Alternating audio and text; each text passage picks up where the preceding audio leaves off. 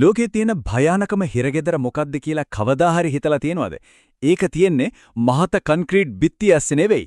ඒක තියෙන්නේ හරියටම මනස ඇතුලේ. මේ හිරගෙදරේ යකඩ කූරු නෑ, මුරකාරියෝ නෑ.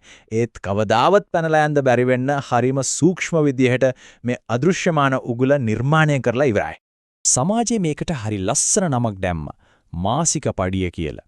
ගොඩක් අය හිතන්නේ ඒක ලොකු ආරක්ෂාවක් කියලා. හැබැයි අත්‍තර මේක ආරක්ෂාවක් නෙවෙයි. ඒක අපේම හීන ටික මරා දාන අදෘශ්‍යමාන විලංගුවක් විතරයි. ටිකක් කල්පනා කරලා බලන්න. උදේ 8 වෙද්දි වැඩට යනවා. දවල් 12 වෙද්දි තව කාගේ හරි හීනයක් හැබෑ කරන්න තමන්ගේ දහඩිය හෙලනවා. ඊට පස්සේ හවස 5ට හරියටම යන්ත්‍රයක් වගේ ආපසු ගෙදර එනවා. මේ චක්‍රය ඇතුලේ දවසින් දවස මෙරි උපදිනව නේද? මේක තමයි සමාජයේ කියන සුවපහසු කලාපය. එහෙමත් නැත්නම් කම්ෆර්ට් zone එක. මේක හරියට නිහඬ ඝාතකියෙක්. තමන්ගේම හීන ටික අමතක කරලා සම්පූර්ණයෙන්ම අනුන්ගේ දෙක්මකට වහල් වෙන්න දෙන නිකම් ලැබුරු සූප්පුවක්. හැබැයි සැබෑ නිදහස කියන්නේ මොකද්ද? ඒක බැංකු ගිණුමේ තියෙන ඉලක්කම් ගොඩක් නෙවෙයි. සැබෑ නිදහස කියන්නේ තමන්ගේ කාලය තමන්ට ඕන විදියට පාලනය කරන්න තියෙන අසීමිත බලයට. අන්න ඒකයි සැබෑ ධනය. මේ යථාර්ථයේ තේරුම් අරගෙන ලෝකයේ නීති රීති Tamanට ඕන විදියට වෙනස් කරගන්න පුළුවන් පිරිස ඉන්නේ 100%ක් වගේ බොහොම සුළුතරයක්. මේ අදෘශ්‍යමාන ලෝකය පාලනය කරන්නේ අන්න ඒ අයයි. ඉතින් මේ මලකඩ කාපු මානසික අගුළු කඩලා දාන්න අපිට තියෙන්නේ හරියටම දවස් 28යි. පැරණි මානසිකත්වයේ සම්පූර්ණයෙන්ම මරා දාලා අලුත් මිනිහෙක් බිහි කරන බොහොම කුරිරු ඒත් අත්‍යවශ්‍ය මෙහෙයුමක් තමයි මේක.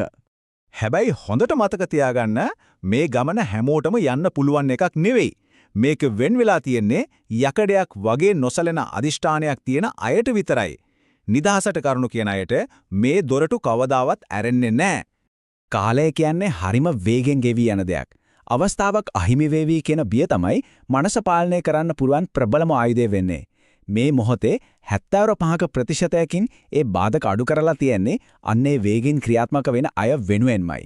දැන් මේ සියලුම මානසික හැඩගැස්වීම් අවසන්. ඉතිරි වෙලා තියෙන්නේ මේ හිරගෙදරින් එළියට යන ඩිජිටල් ගැලවීමේ දොරටුව පමණයි.